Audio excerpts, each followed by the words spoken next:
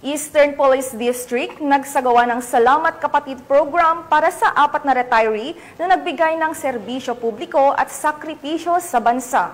Ang magandang balita ay hatid ni Patrolwoman Jenny May Dolor.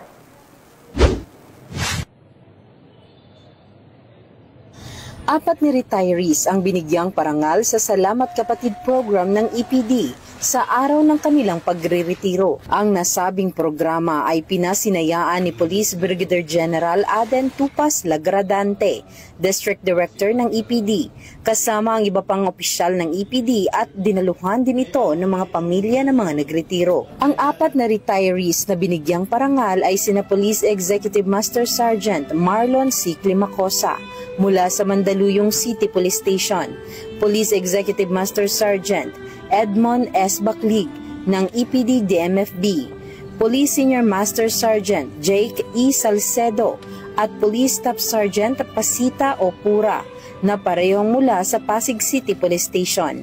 Iginawa din sa kanila ang matatanggap nilang mga benepisyo sa ilang taon nilang pagsiserbisyo at sa karangalang batid hindi lamang sa Eastern Police District, kundi maging sa buong organisasyon ng PNP. Nagbigay naman ng kanyang mensaheng pasasalamat si Police Executive Master Sergeant Marlon C. Climacosa sa karangalang makapaglingkod sa bansa at sa mamamayan bilang alagad ng batas. Kanyang ipinaabot ang taus-pusong pasasalamat sa mahigit 28 years niyang pagsiserbisyo sa PNP na siyang nagsilbing pangalawa niya ng tahanan at pamilya. Masaya dahil natapos na rin yung aking pagsiserbisyo sa ating bayan. Sa halos 3 dekada, ibinigay ko ang aking buhay para sa pagtatrabaho, para maglingkod sa ating mga mamamayan. At siyempre masaya dahil makakapiling na ako ng aking pamilya. Pag ikaw kasi ay nasa police service, talagang andyan yung dedikasyon mo lagi sa pagpasok.